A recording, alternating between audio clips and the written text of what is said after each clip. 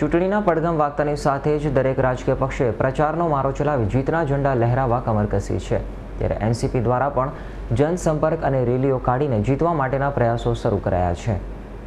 હાલ તો ચૂંટણીઓનો ગરમાટો જોવા મળી રહ્યો છે, ત્યારે ભાજપ અને કોંગ્રેસ બંનેથી વિમુખ થયેલ એનસીપી પાર્ટી પણ ચૂંટણીની જંગ જીતવા મેદાને આવી છે। ત્યારે વોર્ડ નંબર 27માંથી ઉમેદવારી કરી રહેલા તમામ ઉમેદવારોએ બેસ્તાન વિસ્તારમાં જનસંપર્ક રેલી કાઢીને લોકો સુધી પહોંચવાના પ્રયાસો કર્યા હતા। આ બાબતે વોર્ડ નંબર 27ના ઉમેદવારોએ કહ્યું હતું કે તેઓ જનતાની વચ્ચે રહી જનતાની તમામ પ્રાથમિક જરૂરિયાતો પૂર્ણ કરશે।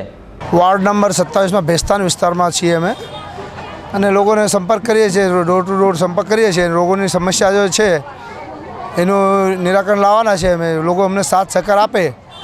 જે લોકોની જે સમસ્યાઓ છે, અહીંયા પાણીની સમસ્યા છે અને જે ભાજપના મોટા મોટા નેતાઓ ડેન્ગ્યુથી અને બીમારીઓથી મરી ગયા, ઘણા બધા નેતાઓની બીમારીઓથી થઈ, સાફ સફાઈઓ નથી, એ લોકોએ જોઈ લેવાનું। જો ભાજપ સરકાર હોય અને રાજા પટેલ જેવા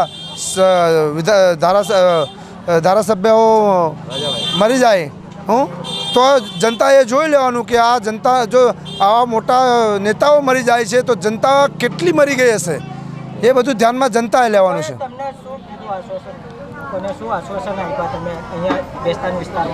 અમે આશ્વાસન એટલા જ આપીએ છીએ, અમે આશ્વાસન આપવા માંગતા બી નથી। એક વખત અમને તમારી સેવા કરવાનો મોકો આપો, બસ। અમે લોકોનો રજૂઆત કેવો છે તમને? લોકોનો રજૂઆત એ છે કે અહીંયા લોકો કોર્પોરેશનવાળા છે, ભાજપવાળા છે, જીતી આવે છે, એના પછી કોઈ ધ્યાન નથી આપતા।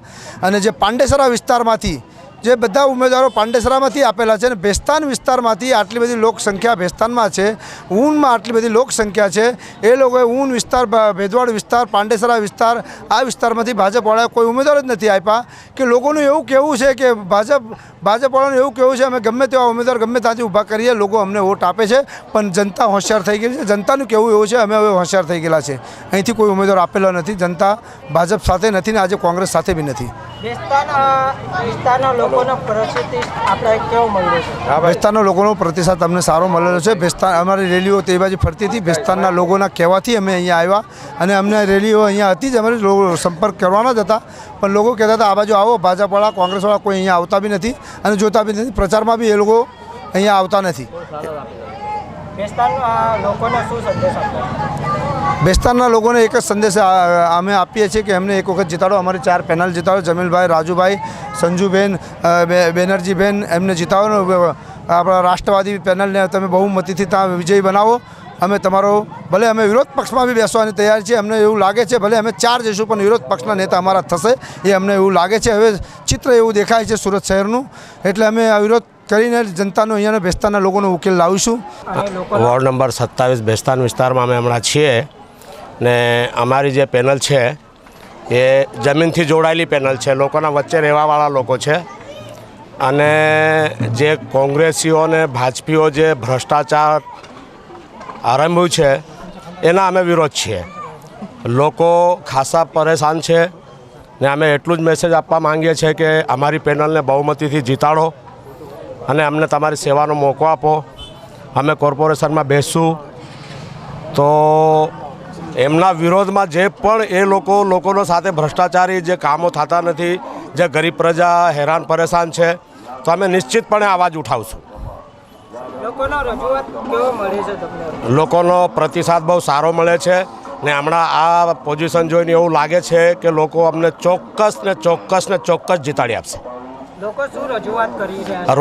લોકો રજૂઆતમાં એમ છે, લોકોની રજૂઆતો કે ભાઈ જ્યારથી કોંગ્રેસ ને ભાજપ સત્તામાં આવી છે, કોંગ્રેસ પતી ગઈ, ભાજપ સત્તામાં આવી છે, જે પણ ભાજપના નેતાઓ છે કોઈ ધ્યાન નથી આપતું, કોઈ સમસ્યાઓનું નિકાલ નથી આવતું। ખાસ કરીને જે મધ્યમ ને ગરીબ વર્ગના લોકો છે એ લોકો ઘણા પરેશાન છે।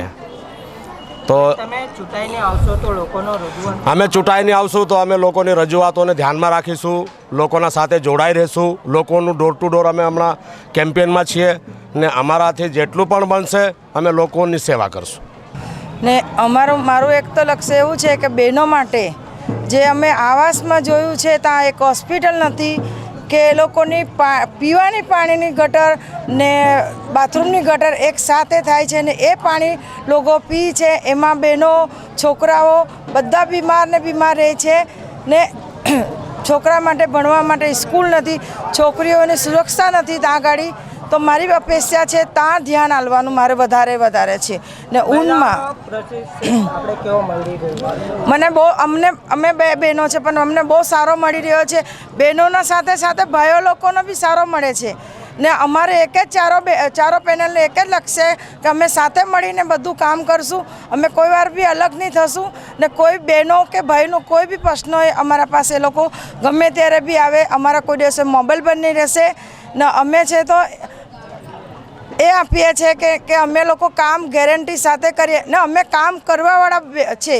ને અમને જે ભાજપોની ને કોંગ્રેસના બહેનો છે એ લોકો કોઈ કામ કરવાવાળા નથી. નવા બહેનોને ઉતાર્યા છે. કોઈ દિવસે બહેનો સાથે સંપર્કમાં નથી, કોઈ દિવસે ચહેરો જોયો નથી. ને એ બહેનોને એ લોકો ટિકિટો આપી છે.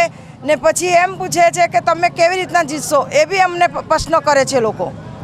અમે ભેસ્તાન વિસ્તારમાં આવ્યા છીએ. લોકોનો પ્રતિસાદ કેવો મળી રહ્યો છે?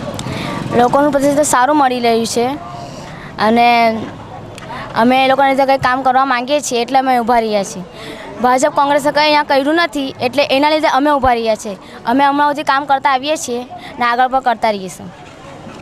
આ બાબતે ભેસ્તાનના સ્થાનિકને પૂછતા તેઓએ ભાજપ અને કોંગ્રેસની ભ્રષ્ટાચારની નીતિ સામે રોષ વ્યક્ત કરીને એનસીપીને સમર્થન આપ્યું હતું.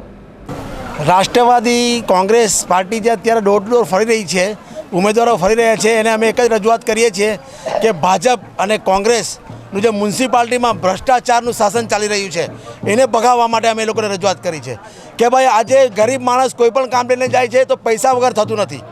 ઉધના ઝોનથી લઈને દરેક ઝોનમાં રૂપિયા વગર કોઈ કામ થતા નથી. તો અમે એક જ રજૂઆત એમને કરીએ છીએ કે ભાઈ તમે આ ભ્રષ્ટાચાર પહેલાં દૂર કરો. ગરીબ માણસ બિચારા પૈસા વગર કોઈ કામ કરે, કોઈ રૂપિયા આપો તો જ કામ થશે. એક મામૂલી તમારે ફાઇલ બી ટ્રાન્સફર કરવી હોય તો 1500 રૂપિયા 2000 આપો તો તમારી ફાઇલનું નામ બી ટ્રાન્સફર થાય છે. બીજું કે પાણીનું ઓછું દબાણ, 24 કલાક પાણી આપીશું એવી ભાજપે મોટી મોટી રજૂઆતો કરી. 24 કલાક પાણી આપીશું. 25 વર્ષથી ભાજપનો અહીંયા શાસન હતો તો શું કામગીરી કરી છે? 25 વર્ષથી જે ભાજપનું શાસન છે, ભાજપ કહે કે અમે બહુ વિકાસના કામો કર્યા, બધા પોકળ. પહેલાં અમે ઊનથી ઉધના દરવાજા 15 મિનિટમાં પહોંચતા હતા સાહેબ. આજે અમને અડધો કલાક લાગે છે પહોંચતા. કયો વિકાસ? હાનો વિકાસ? રોડ મોટા કર્યા. તમે જો ઓવરબ્રિજ ઉપર રોજ ટ્રાફિક જામ થાય છે, રોજ ઓવરબ્રિજ પર ટ્રાફિક જામ થાય છે. કહાના વિકાસને કયા રોડ પોળા કર્યા? બીઆરટીએસ જો, બીઆરટીએસ મોતના પથ્થર લગાવ્યા છે. બીઆરટીએસમાં રોજ માણસો અથડાય છે, એમાં ને બિચારા વાહનો અથડાય છે, રોજ માણસો મરે છે. અત્યારે એક આશાસ્પદ છોકરી બુકરમાં નોકરી કરતી હતી, આ બીઆરટીએસનો ભોગ બની છે. અત્યારે લગભગ 1 મહિનો થયો છે એકલરા ગામની. હવે 22 તારીખ જે વોટિંગ કરવા જશો તો કયા મુદ્દે તમે વોટિંગ કરશો અને શું ધ્યાનથી વોટિંગ કરશો? 22 તારીખે અમે આ ભાજપ અને કોંગ્રેસને ઉખેડી ફેંકવાના મુદ્દે જ વોટિંગ કરીશું. આ ભાજપ અને કોંગ્રેસને ઉખેડી ફેંકવાની છે અને આ પાર્ટીને લાવવાની છે આપણે. કોંગ્રેસ નેશનલ પાર્ટીને, અથવા ભલે અપક્ષ બી આવે પણ નેશનલ કોંગ્રેસ પાર્ટી બી આવે, સારી પાર્ટી આવે, બીજી પાર્ટી આવે, એના સિવાયની પાર્ટી આવે, ભાજપ કોંગ્રેસ સિવાય. કામ કરવાવાળી પાર્ટી આવે ને ભ્રષ્ટાચાર દૂર કરવાવાળી પાર્ટી આવે. બધા પોકળ વાયદા. તમે જો આ વડાપ્રધાન નરેન્દ્ર મોદી બી બધા પોકળ વાયદા કરે છે. તમે જોઈ લીધું ને કેટલી બધી બિહારમાં મોટી હાર મળી. એના કારણ વાયદા, બસ ખાલી વાયદા સિવાય કશું કામ નથી આ લોકોનું. આવનારી ચૂંટણીમાં એનસીપીની જીતનો ઝંડો લહેરાશે કે કેમ તે તો આવનાર સમય જ બતાવશે. Bureau report, S9 news, Surat.